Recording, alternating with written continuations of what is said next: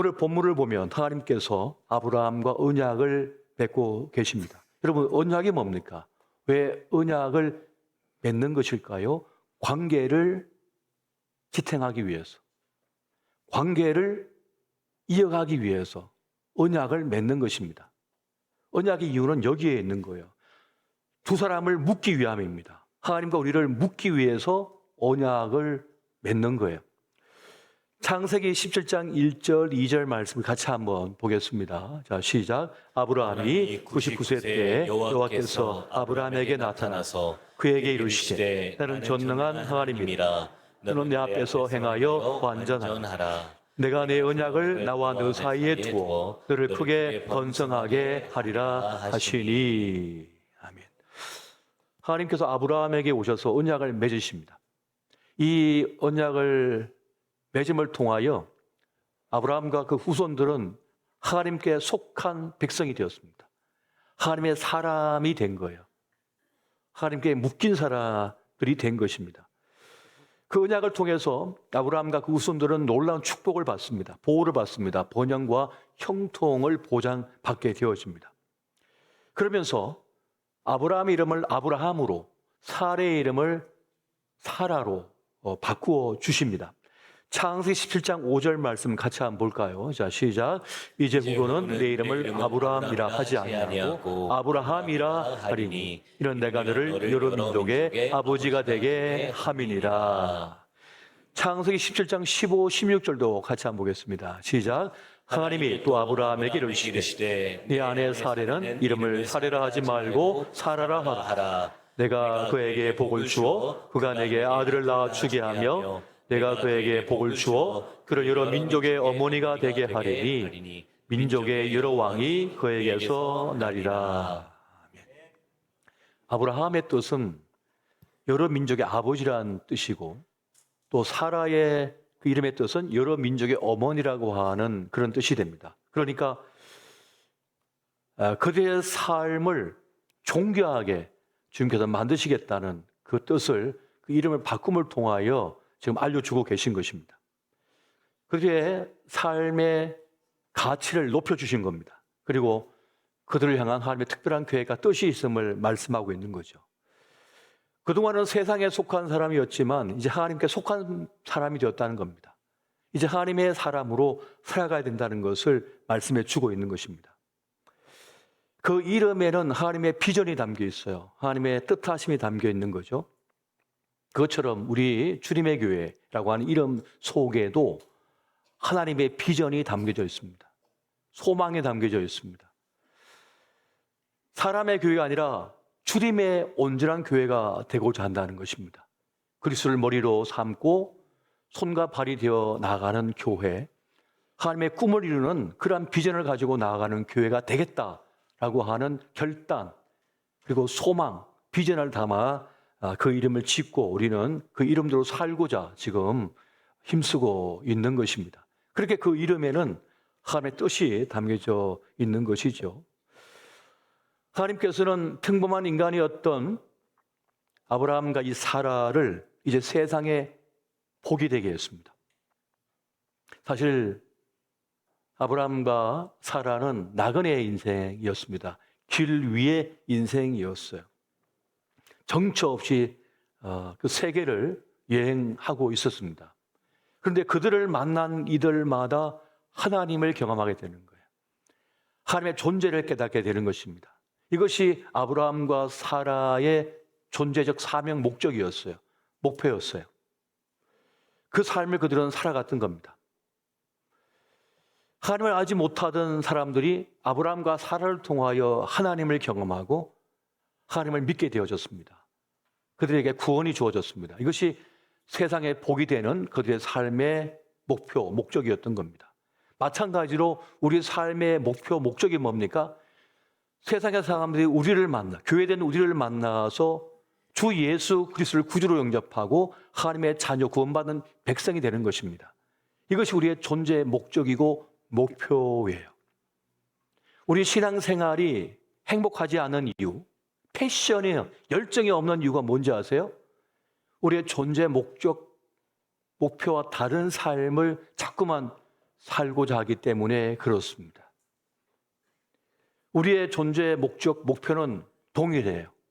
그런데 세상이 자꾸 엉뚱한 것을 인생의 목적, 목표로 자꾸 주거든요.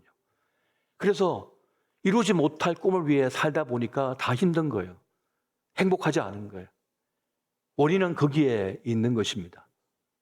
엉뚱한 곳을 향하고 달려가고 있기 때문에 아무리 먹어도, 아무리 입어도, 아무리 가져도, 아무리 그것을 행해도 진정한 기쁨과 행복을 맛보지 못하고 있는 겁니다. 이것이 문제가 되고 있는 것이에요.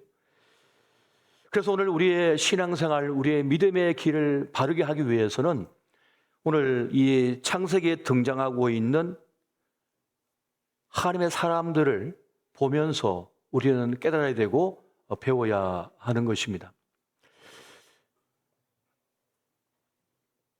그저께 금요 성령 집회에 남성을 위한 기도회를 했습니다. 남자의 소명이라는 주제로 말씀을 전했거든요. 남자는 누군가? 태초에 하나님께서 남자를 창조하신 이유, 목적, 어떤 삶을 살아야 되는지를 함께 나눴습니다. 참여하지 못하신 분들은 나중에 교회 홈페이지나 유튜브에 들어가시면 메시지가 있으니까 보시고, 아, 남자는 이거구나. 남자의 존재 목적은 이거구나. 남자는 이런 삶을 살아야 되는 거구나 하는 것을 배우시면 좋을 것 같습니다. 이제 돌아오는 다음 주 금요 성령 집회 때는 여성을 위한 기도회를 진행합니다. 주제는 여자의 소명입니다.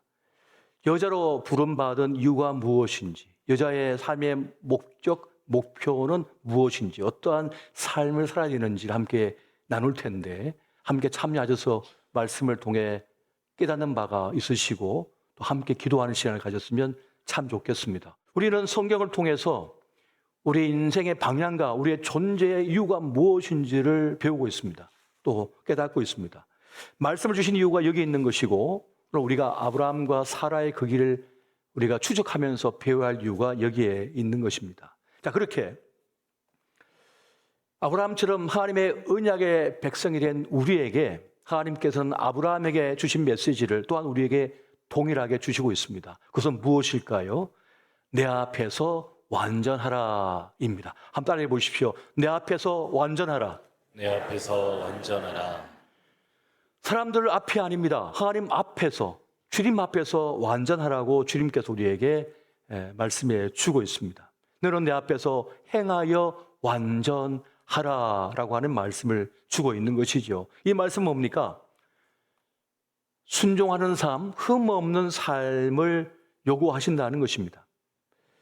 이것을 다른 말, 원어적 의미로 번역을 해보면 어떤 내용이 되냐면 하나님의 눈길을 의식하며 살라는 뜻입니다. 하나님의 눈을 의식하며 사는 인생이 되어야 된다는 것을 말하는 것이에요. 여러분, 이 세상에 흠 없는 사람은 없습니다. 이 세상에 완벽한 사람은 존재하지를 않는 거예요. 하지만 중요한 것은 지향을 놓치지 않는 것입니다. 마치 나침판이 흔들리면서도 북쪽을 향하고 있는 것처럼 늘 하나님을 향하여 지향하는 삶을 살아야 된다는 것입니다. 완벽할 수는 없어도 흔들리면서도 넘어지면서도 실패하면서도 기어이 하나님이라고 하는 지향을 향하여 나아가는 것, 이것이 흠 없는 삶이 되는 것입니다. 여러분, 배가 미동도 없이 똑바로 서서 바다를 항해하는 게 아닙니다. 흔들리면서 뒤뚱뒤뚱 흔들리면서 배가 항해를 하고 있는 거예요. 그것처럼 우리의 믿음의 길, 신앙의 길도 흔들리면서 가는 그 걸음이 되고 있는 것입니다. 가는 도중에 시행착오도 많죠. 넘어진 일도 많습니다. 하지만 모든 삶의 순간순간마다 하나님을 인식하는 거예요. 하나님을 생각하는 거예요. 하나님을 고려하는 거예요. 어떤 선택하든지 어떤 결정하든지 어떤 판단할 때 하나님을 고려하는 거예요. 주님이라면 어떻게 하실까? 오직 예수, 다른 이름은 없네라고 하는 것을 말로만 고백하는 것이 아니라 내 중심에서 그렇게 고백하며 나아가는 것입니다. 그리고 주님 앞에 완전한 삶을 사는 그 없는 삶의 모습은 뭐냐면 주님께 묶여서 사는 것입니다. 여러분, 언약은 뭡니까? 묶이는 거라고 그랬잖아요. 둘이 하나로 묶이는 겁니다. 다시 말하면 자유를 제한당하는 것을 말하는 것입니다. 저는 내 마음대로 할 수 있었습니다. 내 마음대로 말할 수 있었습니다. 내 마음대로 행동할 수 있었습니다만은 이제 언약의 백성이 된 이후에는 주님께 묶여있기 때문에 제한을 당하는 거예요. 함부로 말을 못하는 거예요. 함부로 행동을 못하는 거예요. 주님을 고려해서 말해야 되고 행동해야 되니까 말이죠. 언약으로 묶였다는 건 뭡니까? 서로에 대한 책임을 다한다는 것을 말하는 것입니다. 그렇게 묶여서 살아가는 것이죠. 그래서 여러분, 언약의 핵심은 이익이 아니라 관계입니다. 세상의 계약은 이익이 중요하죠. 이익이 더 이상 발생하지 않고 손실이 되면 어떡하죠? 계약이 해제됩니다. 계약이 해제가 됩니다. 서로 이익이 없으면 그 계약이 해제가 되는 거예요. 그런데 언약은 이익이 목적이 아니라 관계가 목적입니다. 그런데 많은 이들이 결혼을 이익으로 하려고 해요. 내가 이 남자 만나서 팔자 고쳐야지. 내가 이 여자 만나서 팔자 고쳐야지. 이익을 목적으로 언약을 맺어요. 그러면 얼마 가지 못합니다. 결혼은 하나님과 우리의 언약 관계를 그대로 가지고 온 거예요. 그래서 주님께서 교회와 주님을 표현하실 때 어떻게 했습니까? 나는 신랑이요 너는 신부라고 그러셨잖아요. 우리 결혼 언약 관계를 빗대어서 말씀하셨다는 거예요. 그러니까 결혼이라고 한 제도는 결국 하나님과 우리 인간 사이의 그 언약 관계를 그대로 가져온 것입니다. 그래서 부부 관계는 이익 관계가 아니에요. 그건 관계가 목적입니다. 그것이 언약이에요. 이것을 모르기 때문에 많은 이들이 어려움을 당하고 있습니다. 결혼을 잘못 알고 있는 거죠. 여러분, 하나님과의 이 언약 관계는 이익이 아니라 관계에 있는 겁니다. 그래서 하나님께서 손해를 그렇게 보심에도 불구하고 끊임없이 선지자들을 보내고 끊임없이 보호해주고 끊임없이 용서해주고 기회를 주신 거예요. 자기의 독생성자인 예수 그리스도를 땅에 보내주셔서 십자가에 죽게 만드셨어요. 이 얼마나 큰 손해입니까? 하나님과 언약 관계로 묶인 우리 하나님은 손해예요. 계속 손해보고 계셔요. 그런데도 불구하고 우리를 안 버리시잖아요. 그 이유가 뭡니까? 이익으로 언약을 맺은 게 아니기 때문에 그렇습니다. 관계로서 이 언약을 맺으신 것이기 때문에 그렇습니다. 여러분, 관계가 존재를 결정한다고 말씀드렸습니다. 여러분, 관계를 맺으면 소속이 달라지게 됩니다. 소속이 바뀌면 생각하는 것이 달라져요. 우리 팀이 되면 생각이 달라지는 거예요. 그래서 사도 바울은 그동안 내가 유익으로 여겼던 그 모든 것을 배설물로 여긴다라고까지 말을 했습니다. 그런 최고 학자인 가말리엘의 수제자였습니다. 그리고 그는 명문 가문의 태생으로서 로마 시민권까지 가진 사람이었습니다. 그런 청년 지도자였습니다. 하지만 그의 모든 신분, 학벌, 재물, 그 모든 영향력을 배설물로 여긴다고 그랬습니다. 주림을 얻었으니 그 모든 것은 비할 바가 아니라고 지금 말하고 있는 장면인 것이에요. 주님을 모시고 나니까 세상이 달라져 보였던 겁니다. 예수 그리스도가 진리라고 한 사실을 알고 그분을 진리로 이제 맞이하게 되면은 다른 것은 아무것도 아니에요. 그 진리를 가졌기 때문에 그 진리를 가지고 살아내는 사람이 되어지는 것입니다. 그동안 진리처럼 보였던 것을 내려놓습니다. 그동안 진리로 여겼던 모든 것을 내려놔요. 그동안 생각들, 지식들, 그리고 재물들, 힘이라고 여겼던 모든 것을 내려놔버리고 주님을 그냥 모시는 것입니다. 하나님과 언약을 맺어 언약 백성이 된 우리는 하나님을 나의 진리라고 확신을 해야 됩니다. 확신해야 돼요. 진리라고 확신을 하셔야만 세상의 모든 문제를 이길 수가 있습니다.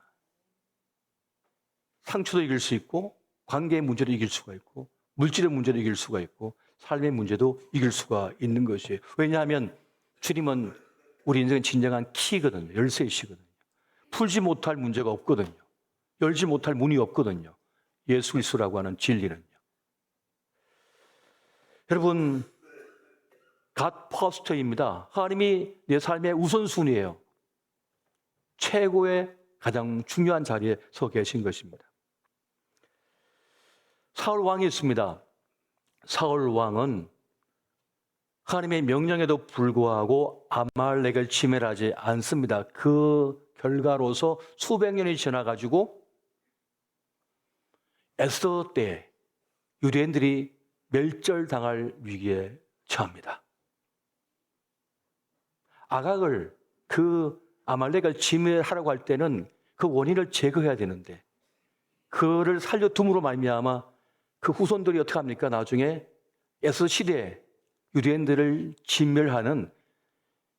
진멸하고자 하는 그런 시도가 일어났어요. 하나님께서는 그 일로 인해서 사울 왕을 버려버리십니다. 이것은 어떤 이야기냐면 사울 왕의 이 스토리는 언약 파기의 대가가 무엇인지를 말해주는 거예요. 우리 편에서 하나님과의 언약을 파기했을 때 일어나는 결과가 무엇인지를 이 사울 왕의 스토리를 통해서 알려주고 있는 바입니다. 언약을 파기하지 않았다면 괜찮았을 텐데 그럼 파기해버렸던 것입니다. 하나님 안의 백성, 하나님의 사람들은 하나님을 진리로 알고 그 말씀에 순종할 수가 있어야 하는 것입니다. 너희는 사랑하라. 너희는 서로 용서하라. 아껴주라. 봐주라. 바보 같은 말이거든요. 세상적으로 볼 때는. 그런데 이 말씀이 진리인 줄 알고 어찌든 사랑을 하려고 애쓰고 어찌든 용서해 주려고 애쓰고 어찌든지 봐주려고 애쓰고 선대하고 하는 가운데 어떤 일이 벌어집니까? 소중한 사람들을 지킬 수가 있는 거예요. 좋은 사람이 내 곁에 머물게 할 수가 있는 거예요. 그 노력 때문에 주의 말씀에 순종함을 통해서 말이죠. 그리고 또 한 가지를 말씀합니다. 너희는 할례를 행하라라고 하나님께서 아브라함에게 말씀합니다. 한번 따라해 보세요. 너희는 할례를 행하라.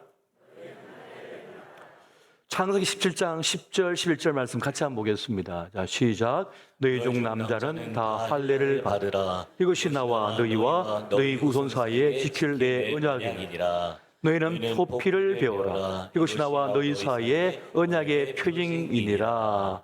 아멘. 하나님께서는 아브라함에게 언약 백성이라고 하는 징표로서 할례를 행하라고 말씀합니다. 물론 할례는 그 자체로서는 효력이 없지요. 그러나 이것은 뭡니까? 하나님께 속한 사람이라고 하는 것을 마음에 새기기 위해서 몸에 새긴 거예요. 몸에 있는 그 할례의 그것은 언약의 표지였던 거야. 그걸 통해서 내가 하나님의 사람이라고 하는 것을 각인시키기 위한 방법이었던 것이죠. 안식일이 시간 속에 새긴 거룩함, 할례의 표지였다면 이 몸에 하는 할례는 뭡니까? 몸에 새기는 거룩함, 하나님 백성이라고 하는 표지였던 것입니다. 사랑하는 남녀가 결혼을 약속하면서 결혼하면서 그 언약의 표지로 여러분 반지를 주고받잖아요. 그 하는 이유가 바로 여기에 있는 것과 같습니다. 하지만 성경 곳곳에 보면 주님께서 그런 말씀하십니다. 마음의 할례를 하라. 마음에 있는 그 표피를 배우라 라고 그렇게 말씀하거든요. 이건 무슨 뜻입니까? 할례를 망각하더라는 것입니다. 하나님 백성이라고 하는 그 언약 백성이라고 하는 것을 자꾸만 잊어버린 일들이 많다는 것을 말씀해 주고 있어요. 그걸 망각하고 있다는 것이에요. 사실 우리도 우리 삶 속에 이 몸에 새긴 표지가 많이 있습니다. 하나님 백성이라고 하는 표지가 있습니다. 뭡니까? 주일날 교회에 출석하는 것입니다. 세례를 받았다고 하는 것입니다. 그리고 성경을 읽었다는 것입니다. 직분을 받았다는 것입니다.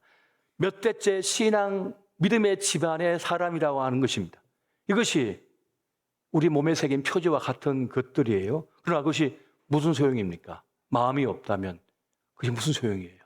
마음이 없으면 소용이 없는 것입니다. 우리의 신앙을 보증하는 것은 그 어디에도 없는 것입니다. 마음이 떠났다면 말이죠. 하나님께서 원하시는 겁니까? 하나님께서 원하시는 것은 바로 마음의 표지예요. 마음에 새기는 것을 말씀하는 거예요. 모든 순간, 모든 시간 속에, 모든 일들 속에서 하나님을 기억하는 것입니다. 하나님을 따르려고 하는 것입니다. 하나님을 선택하는 것입니다. 미움을 버리고 사랑을 선택하려고 하는 것입니다. 용서하려고 애쓰는 것입니다. 근데 잘 안 돼요. 이 안에 분노가 막 치솟아오르거든요. 막 저주하고 싶거든요.